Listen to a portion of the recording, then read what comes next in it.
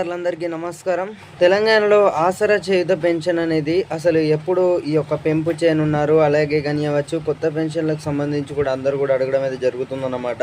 So ఇప్పట్లో చూసుకున్నట్టయితే pension అనేది కూడా పెంపు చేయనట్ల మనకి ఎక్కడ కూడా స్పష్టంగా కూడా కానివ్వచ్చు ఇలాంటి క్లారిటీ కూడా ఈ యొక్క కొత్త పెన్షన్లకు సంబంధించే ఇప్పటివరకు 2 సంవత్సరాలు అవుతుంది. రాష్ట్ర ప్రభుత్వం అనేది కూడా ప్రజలను అయితే పట్టించుకోవట్లేదన్నమాట.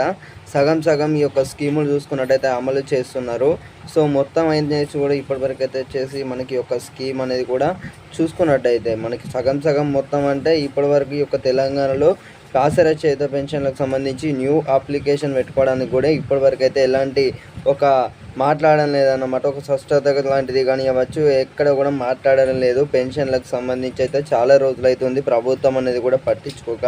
ఎందుకంటే మనం చూసుకున్నట్టయితే మొన్న అంటే చాలా నెలల కింద డిసెంబర్ నెలలో చూసుకున్నట్టయితే అప్పుడు స్పందించినట్లయితే తెలుస్తుంది అనమాట.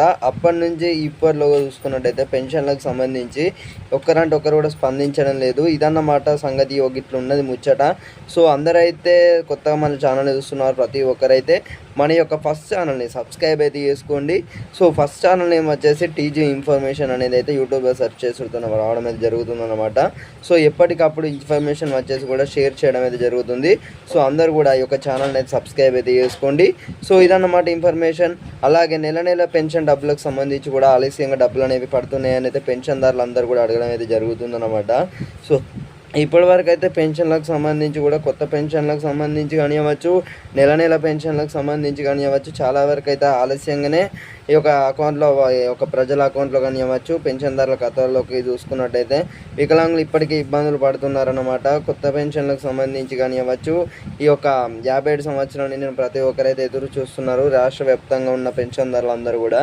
సో ఇప్పటివరకు అయితే మనకి ఎలాంటి క్లారిటీ కూడా రాలేదన్నమాట. సో ఇదన్నమాట ఇన్ఫర్మేషన్.